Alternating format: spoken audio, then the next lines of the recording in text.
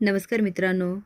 नीलांबरी तर जेलमध्ये गेली, पण सगळ्यांनाच प्रश्न पडला असेल की तिने कुणाला फोन केला होता आणि कुणाला म्हणत होती, नाही नाही घाबरू नकोस, मी तुझं नाव नाही घेणार. तर अखेर नीलांबरीच्या मागे आहे तरी कोण? नमस्कार मित्रांनो, ह्या मालिकेच्या आजच्या भागामध्ये नक्की काय घडलं चला तर बघूया.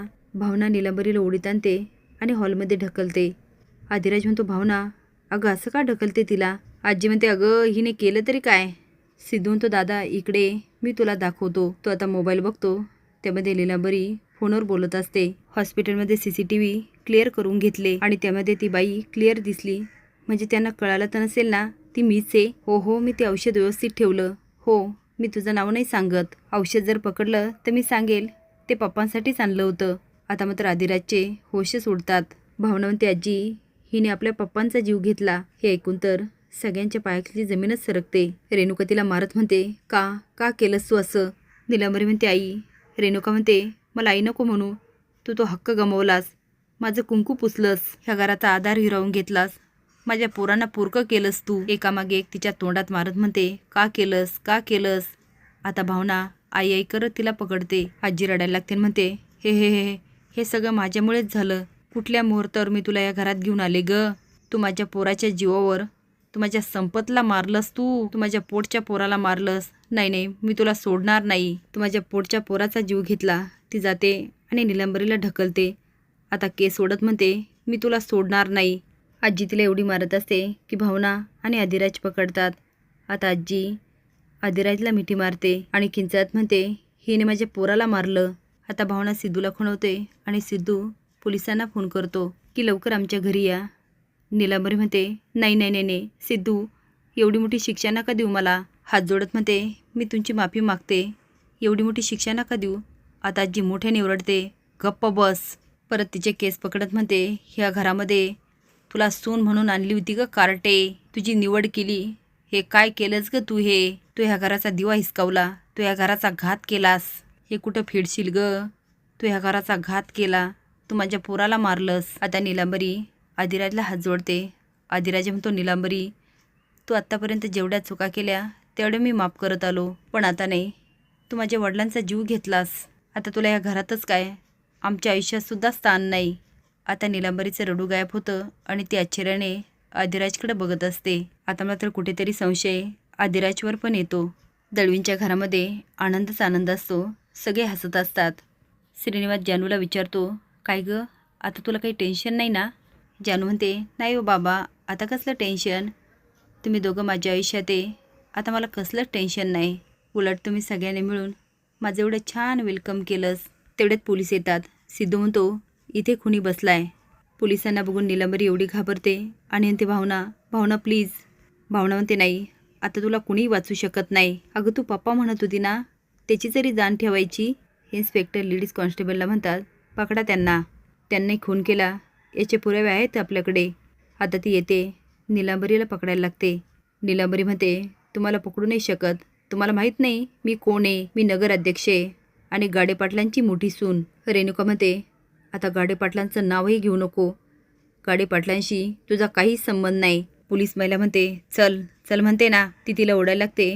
नीलांबरी म्हणते, आजी प्लीज प्लीज मला वाचवा. आजी म्हणते, अगं माझ्या वंशाच्या दिवासाठी तुला आणलं होतं आणि तू हे काय करून बसलीस? ते नीलांबरीला घेऊन जातात. सिद्धू बाहेरपर्यंत जातो. तो आत येतो तर सगळे शांत बसलेले असतात. सिद्धू म्हणतो, आजी हे सगळं तुझ्यामुळे झालं. वंशाचा दिवा पाहिजे म्हणून तू नीलांबरीला घरामध्ये आणलंस आणि तिच्यासोबत नको नको त्या गोष्टी केल्यास. तू जर त्या बाईला घरात आणलं नसतं तर या गोष्टी घडल्याच नसत्या.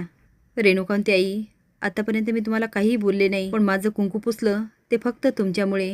माझा नवरा गेला तो फक्त तुमच्यामुळे. तुम्हाला वंशाचा दिवा हवा होता. मी तुम्हाला समजावण्याचा खूप प्रयत्न केला, पण तुम्ही ऐकायलाच तयार नाही. तुम्ही वंशाच्या दिव्यापायी ह्या घराण्याचा दिवा विझवला. माझ्या पोरांना पुरखं केलं. माझा आदिराज सिद्धू यांच्यापासून त्यांचा बाप हिरावला. आई मी तुम्हाला कधीही माफ करणार नाही. आजी स्वतःच्या तोंडात मारत म्हणते, हे सगळं माझ्यामुळे झालं. सुलक्षणा तू चुकलीस तू सुलक्षणा. तुला वंशाचा दिवा हवा होता आणि त्याच्या पायी तू एवढी मोठी चूक करून बसलीस. स्वतःच्या पोटच्या पोराला गमावलंस. अशा पुरीला घरात आणलं जिने घर उद्ध्वस्त केलं. का केलं मी असं? दळवींच्या घरामध्ये केक आणतात आणि सेलिब्रेट करत असतात. जानू जाते आणि विश्वाच्या नाकाला गालाला केक लावते. तो बघत म्हणतो, असं का केलंस? फुगलेल्या तोंडाने बघत असतो आणि सगळेच हसायला लागतात. आता विश्वा पण हसतो. जानू ते विश्वा, थँक्यू, हे सगळं तुझ्यामुळे झालं. तू माझ्या आयुष्यात नसता, मला साथ दिली नसती, ते काहीच घडलं नसतं. आता सगळेजण विश्वाकडं कौतुकाने बघत असतात. लक्ष्मी म्हणते, खरंच विश्वा, तू जानूसाठी खूप काही केलंस. जयंत मात्र खूप सैरभैर होतो आणि म्हणतो, जानू, मी तुला सोडणार नाही. मी तुला माझ्या आयुष्यात परत आणणार आणि बदला घेणार. त्या विश्वाला मिळून तू माझा विश्वासघात केलास. जानू, तू फक्त माझी आहेस. मी तुझ्याशिवाय नाही जगू शकत. जानूला मिळवण्यासाठी मी काहीही करू शकतो. भावना आता तिच्या बाळाजवळ असते. तेवढेच सिद्धू येतो. ती विचार करत असते. सिद्धू म्हणतो, भावना, काय झालं? कसला विचार करतेस? ती सिद्धिराज, परत ती बाई आपल्या घरात आली ना, मी सहन नाही करून घेणार. आता मी माझ्या बाळाचा जीव धोक्यात नाही घालू शकत. सिद्धू म्हणतो, भावना, असं काही होणार नाही. अगं ती बाई खुनी आहे. ती आता सहजासहजी नाही सुटणार. भावना म्हणते, निलंबरी असं कसं करू शकते? वडिलांसारख्या पप्पांना तिने खुशाल मारलं. सिद्धू म्हणते, त्या बाईवर मला पहिल्यापासून संशय होता, पण ती पप्पांना मारेल असं कधीच वाटलं नाही. आता जयंत एक रेकॉर्डिंग करतो. त्यामध्ये म्हणतो, जानू, तू मला येऊन भेट. तुला वाटत असेल कोर्टाने तुझ्याकडून निर्णय घेतला आणि माझ्यापासून सुटका केली, पण तू फक्त माझी आहेस. मी तुला कधी सोडणार नाही. मला येऊन भेट. जानू रेकॉर्डिंग ऐकते आणि विश्वाला फोन करते आणि म्हणते, जयंतने मला भेटायला बोलवलं. विश्वा म्हणतो, जानू, तू जाणार नाही आहेस. तो माणूस खूप विक्षिप्त आहे. ह्यामध्ये पण त्याचा नक्कीच काहीतरी डाव असणार. जानू म्हणते, विश्वा, मी जयंतला भेटायला जाणार. विश्वा म्हणतो, अगं पण जानू फोन ठेवते. लक्ष्मी श्रीनिवासकडे जाते आणि श्रीनिवास तिला हाताला बँड बांधतो आणि म्हणतो, हॅपी फ्रेंडशिप डे. लक्ष्मी म्हणते, अय्या, तुमच्या लक्षात आहे? श्रीनिवास म्हणतो, का नाही लक्षात असणार? आता दोघं पण छान गप्पा मारत असतात. तेवढ्यात भावनाचा फोन येतो. लक्ष्मी म्हणते, भावना, कशी आहेस? भावना म्हणते, निलंबरी वहिनीला अटक केली. आता दोघं पण चकित होतात. लक्ष्मी म्हणते, अटक? भावना म्हणते, हो, निलंबरीने पप्पांचा खून केला. ती सांगते, निलंबरीने पप्पांच्या पायावर छत्री मारलेली आणि त्या छत्रीच्या टोकाला औषध लावलेलं असतं. आता तिने पप्पांना कशा पद्धतीने पॉयझन दिलं हे भावना सांगते. लक्ष्मी चकित होते आणि श्रीनिवास म्हणतो, हे किती भयंकर आहे. ती बाई एवढी कशी क्रूर असू शकते? लक्ष्मी म्हणते, भावना, तू आणि सिद्धू ठीक आहेत ना? भावना म्हणते, हो आई. लक्ष्मी म्हणते, रेणुकाताईला किती वाईट वाटलं असेल. नवरा गेल्याचं दुःख काय असतं एक बाईच समजू शकते. विना अंगणात असते.